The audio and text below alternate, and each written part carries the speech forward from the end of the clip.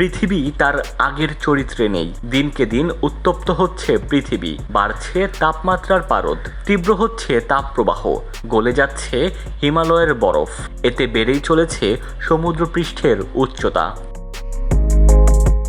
গত এক বছরে বিশ্বের প্রায় অর্ধেক মানুষ অতিরিক্ত এক মাসের বেশি সময় অত্যাধিক গরম সহ্য করেছেন।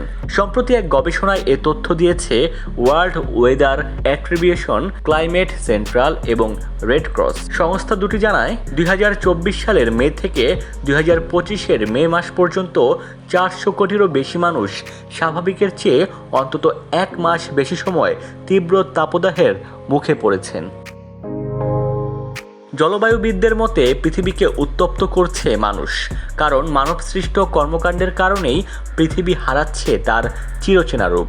এ যেমন নির্বিচারে গাছ কাটা এর প্রধান কারণ। আমরা অক্সিজেন গ্রহণ করি আর CO2 বা কার্বন ডাই অক্সাইড ত্যাগ করি, কিন্তু গাছ না থাকায় কমছে বাতাসে অক্সিজেনের পরিমাণ, আর কোনো উপায় না থাকায় নির্গত কার্বন ডাই অক্সাইড ভাসছে পৃথিবীতে। এতে সূর্যের তাপ রূপ নিচ্ছে খরতাপে। এছাড়া যানবাহন ও শিল্প কারখানার বর্জ্য বাতাস ও পানির সঙ্গে মিশিয়ে দূষিত করছে পরিবেশকে। মূলত এসব কারণেই বছর বছর বেড়েই চলেছে তাপপ্রবাহ। জলবায়ু বিজ্ঞানীদের মতে পৃথিবীর তাপমাত্রা গড়ে বেড়েছে 1.1 ডিগ্রি সেলসিয়াস। শুনতে কম মনে হলেও এর পরিমাণ ভয়াবহ। বিশেষজ্ঞদের মতে তাপপ্রবাহ এক নীরব ঘাতক। মানুষ রাস্তায় লুটিয়ে পড়ে না বলেই মৃত্যুর প্রকৃত চিত্র সামনে আসে না, বরং অনেকে মারা যান হাসপাতাল কিংবা অপর্যাপ্ত শীতলকৃত ঘরে।